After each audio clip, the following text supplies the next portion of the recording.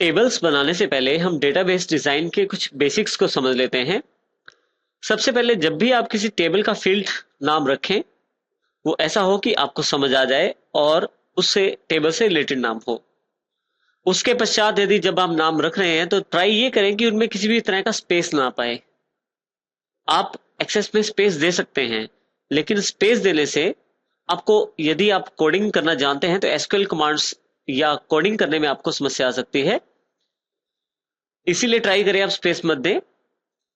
इसके अतिरिक्त ये देखिए, तीनों नाम मेरे पास तीनों ही वैलिड नाम है। जैसे फर्स्ट नेम जो है स्पेस के साथ, और अगर आप स्पेस ना दें उसका हल ये है कि आप जहां से आपका स्पेस आ रहा है वहां से आप पहले वर्ड को बड़ा कर सकते हैं। इसके अतिरिक्त आप स्पेस की जगह पे अंडरस्कोर का प्रयोग भी कर सकते हैं। जरूरी है कि आप जो नाम दें अपनी फील्ड का, उसका नाम नेम मत हो। जैसे किसी कैंडिडेट का नाम रखना है या एम्प्लॉय का नेम आपको पिक करना है तो उसके लिए नेम वर्ड मत यूज करें, क्योंकि नेम जो वर्ड है वो एक कीवर्ड है और एमएस एक्सेस में वो रिजर्व्ड है। जब भी आप इंफॉर्मेशन लें तो उस इंफॉर्मेशन को छोटे छोटे पार्ट्स में एक्सेप्ट करें। जैसे कि एक फील्ड हमारे पास यहाँ है एड्रेस। इसमें इंफॉर्मेशन जो ली गई है 202 नंबर है, न्यू स्ट्रीट, करनाल, हरियाणा और इंडिया। ये ठीक तरीका है, इसमें आप एड्रेस स्टोर कर सकते हैं। लेकिन अगर यही एड्रेस हमारे पास स्मॉलर पार्ट्स की फील्ड्स में अवेलेबल है, जैसे house number, street address, city, state और कंट्री, तो इसमें भी ये स्टोर किया जा सकता है। दूसरे तरीके, यानी कि इस तरीके का सबसे बड़ा बेनिफिट ये है कि कभी भी अगर आपको अपनी इंफॉर्मेशन एनालाइज करनी है तो आप उसको आसानी से एनालाइज कर सकते हैं। उदाहरण के लिए मैं ये जानना चाहता हूं कि करनाल से मेरे कितने एम्प्लॉयज बिलोंग करते हैं, लेकिन अगर मैं इस एड्रेस के आधार पे इसको ढूंढूंगा तो मुश्किल हो जाएगा एक्सेस को समझना। और यही चीज अगर मैं इन फील्ड्स के आधार पे ढूंढता हूं तो एक्सेस बड़ी आसानी से मुझे आउटपुट प्रदान करेगा। जब हम इंफॉर्मेशन रखते हैं तो जरूरी है कि जो रिलेटेड इंफॉर्मेशन हो एक टेबल में रहे, उसको अलग अलग पार्ट्स में मत डिवाइड कीजिए। जैसे कि स्टूडेंट पर्सनल इन्फो का एक टेबल का एग्जांपल मेरे पास है, फर्स्ट नेम, लास्ट नेम और एड्रेस। और एक स्टूडेंट टेबल है जिसमें रोल नंबर और सब्जेक्ट है। क्योंकि इंफॉर्मेशन आपस में रिलेटेड है, इसलिए मैं इसको एक स्टूडेंट नाम का तीसरा टेबल बनाता हूं जिसमें दोनों टेबल्स की फील्ड्स इकट्ठी कर देता हूं। इससे लाभ ये होगा कि आपकी जो इंपॉर्टेंट इंफॉर्मेशन है और जो रिलेटेड इंफॉर्मेशन है वो एक ही जगह पे स्टोर होगी, जिससे एक्सेस को भी समझने में आसानी होगी और आपको भी आउटपुट जल्दी से जल्दी मिल पाएगा और आपको रीडेबिलिटी भी आसान हो जाएगी पूरी टेबल की। डेटाबेस डिजाइन में सबसे इंपॉर्टेंट पार्ट है प्राइमरी की। प्राइमरी की उस फील्ड को कहते हैं जो फील्ड आपकी सभी रोज को डिफरेंशिएट करे। प्राइमरी की खास बात यह है कि आप इसमें किसी भी वैल्यू को रिपीट नहीं कर सकते और उसकी सेल वैल्यू को खाली भी नहीं छोड़ सकते। यदि आप यहां ध्यान दें तो मेरे पास टेबल है। इस टेबल में रोल नंबर, फर्स्ट नेम और लास्ट नेम तीन फील्ड अवेलेबल हैं, जिसमें मेरे पास जो क्लास में दो बच्चे हैं अमित नाम के और दोनों का लास्ट नेम कुमार है। अगर मैं रोल नंबर यहाँ यानी कि प्राइमरी की ना लगाऊं तो मेरे लिए मुश्किल हो जाएगा कि कौन सा अमित है जिससे मैं बात करना चाहता हूं या कौन सा अमित है जिसके बारे में मैं बात कर रहा हूं। जबकि रोल नंबर से स्पेसिफाई करना आसान हो जाता है, इसलिए प्राइमरी की जरूरी है यहाँ पे देनी।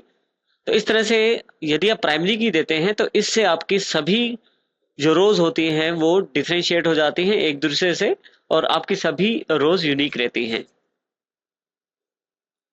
हमारे पास एक टेबल है जिसमें सेल दिखाई गई है मार्च मंथ की, जिसमें प्रोडक्ट आईडी, प्रोडक्ट का नाम,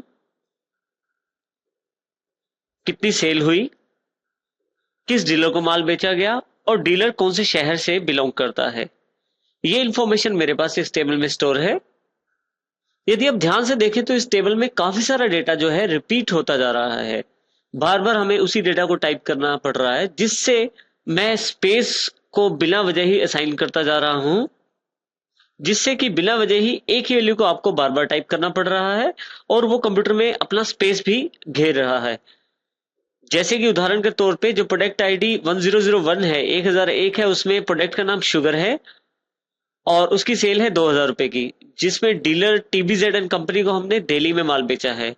यदि आप ध्यान दें तो जैसे ही जो 1000 टू 1002 नंबर का प्रोडक्ट आईडी घी भेजता हूं जब मैं, तो वो टीबीजेड कंपनी का डेटा मुझे दोबारा फिल करना पड़ता है, साथ ही उसका शहर भी दोबारा फिल करना पड़ता है।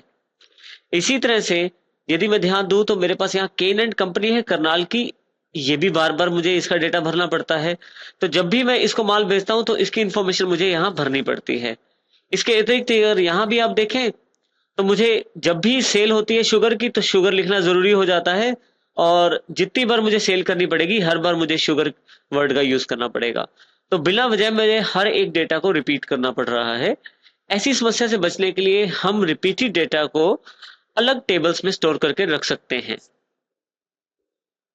यहाँ एक समस्या और भी आती है, मान लीजिए मुझे किसी रिकॉर्ड को अपडेट करना है तो उसके लिए मुझे हर एक जगह चेंजेस करना पड़ेगा, हर एक जगह चेंज करना पड़ेगा। जितनी बार भी वो रिकॉर्ड आया है और जितनी बार वो रिकॉर्ड रिपीट हुआ है मुझे हर बार उसमें बदलाव करना पड़ेगा। मान लीजिए टीबी जेड एंड कंपनी अपना जो शहर है वहां से डिस्ट्रीब्यूटरशिप बदल के किसी दूसरे शहर में दे देती है और वहां भी माल हमसे परचेज करती है। अब की बार मेरे पास ये समस्या आएगी कि मुझे हर जगह वो नाम दोबारा टाइप करना पड़ेगा। मान लीजिए दिल्ली से शहर बदल के राजपुरा हो जाता है तो मुझे यहाँ पहले जहां एंट्री में, उसके पश्चात टीवीजेड कंपनी की यहाँ एंट्री पे, और उसके अलावा जहां जहां भी ये एंट्री दोबारा हुई है मुझे हर जगह जाके राजपुरा टाइप करना पड़ेगा, जो कि टाइम कंज्यूमिंग प्रोसेस है और जिससे समस्याएं भी आएंगी। इसके अतिरिक्त आप ये इंफॉर्मेशन भी खो देंगे इस टेबल में से कि आपकी ये कंपनी दिल्ली में स्थित थी। तो इस तरह से कुछ समस्याएं आपके पास आती हैं। इसके अलावा यदि आप इस रिकॉर्ड को डिलीट करना चाहते हैं, किसी रिकॉर्ड को, मान लीजिए मैं इस 1002 प्रोडक्ट आईडी जो है इसको डिलीट करना चाहता हूं जिसमें घी की इंफॉर्मेशन स्टोर है, ना चाहते हुए भी आपको केन एंड कंपनी करनाल की इंफॉर्मेशन भी साथ में डिलीट करनी पड़ेगी, अदरवाइज ये रिकॉर्ड आपका डिलीट नहीं हो पाएगा। यदि आप ऐसा करते हैं तो इस तरह से आपकी जो इंफॉर्मेशन है उसमें इनकंसिस्टेंसी आ जाएगी। ऐसी समस्याओं से बचने के लिए हमारे पास हल है कि हम एक बड़े टेबल को जिसमें इंफॉर्मेशन रिपीट होती है कुछ छोटे टेबल्स में बांट दिया जाए। जैसे मेरे पास ये उदाहरण उपलब्ध है। जिस बड़े टेबल की बात हम कर रहे हैं उसमें सबसे पहला सेगमेंट हमारा प्रोडक्ट का और प्रोडक्ट का नाम है। इसको मैंने अलग से एक छोटे टेबल में स्टोर कर दिया है जिसमें प्रोडक्ट आईडी और प्रोडक्ट का नाम, दो चीजें स्टोर की हैं। इसी तरह से मैंने डीलर का नाम और डीलर का शहर एक अलग से टेबल में स्टोर कर दिया है जिसमें अलग से एक फील्ड ऐड की गई है, डीलर आईडी। हर एक डीलर आईडी एक अलग डीलर को रिप्रेजेंट करती है। और इसी के आधार पर यदि आप देखें तो एक तीसरा टेबल भी बनाया गया है जो सेल को रिप्रेजेंट करता है, जिसमें बिल नंबर यानी कि जो सेल की गई है जिस बिल नंबर से, उसके अलावा सेल कितनी की गई है।